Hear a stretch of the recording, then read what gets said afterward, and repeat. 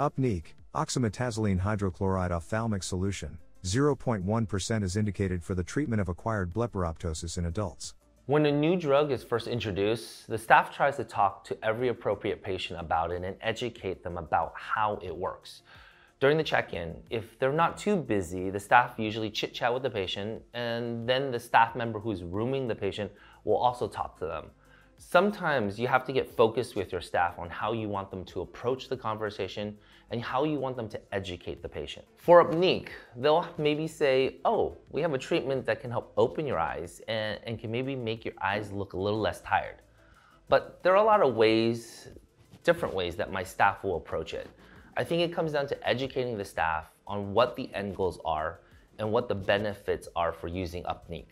For myself, I'll start talking to my patients about UPNEEQ if I feel as though they're an appropriate patient for it.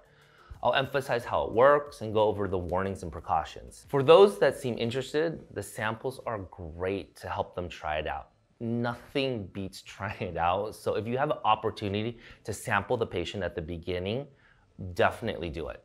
Before and after pictures are nice. It definitely helps patients remind themselves of what they looked like before. So we encourage them to take actually a selfie with their own camera and following up with them after they've done their treatment or their numbing.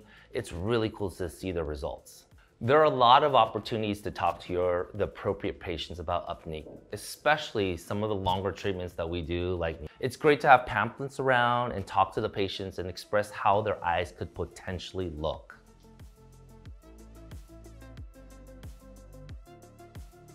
Let's look at some important safety information for UPNEEQ.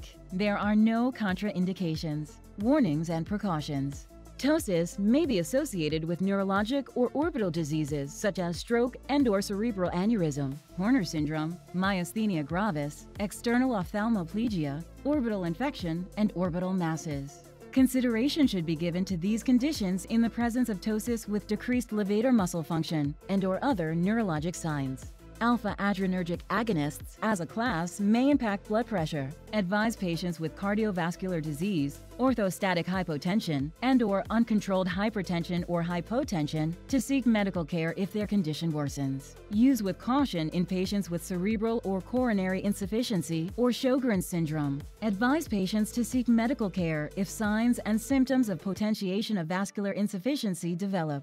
May increase the risk of angle closure glaucoma in patients with untreated narrow angle glaucoma. Advise patients to seek immediate medical care if signs and symptoms of acute narrow angle glaucoma develop. Patients should not touch the tip of the single patient use container to their eye or to any surface in order to avoid eye injury or contamination of the solution. Adverse reactions. Adverse reactions that occurred in 1 to 5% of subjects treated were punctate keratitis, conjunctival hyperemia, dry eye, blurred vision, installation site pain, eye irritation, and headache.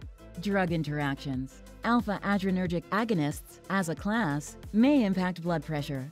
Caution in using drugs such as beta blockers, antihypertensives, and/or cardiac glycosides is advised. Caution should also be exercised in patients receiving alpha-adrenergic receptor antagonists, such as in the treatment of cardiovascular disease or benign prostatic hypertrophy. Caution is advised in patients taking monoamine oxidase inhibitors, which can affect the metabolism and uptake of circulating amines. To report suspected adverse reactions or product complaints, contact RVL Pharmaceuticals at 1-877-482-3788. You may also report suspected adverse reactions to the FDA at 1-800-FDA-1088 or www.fda.gov/medwatch.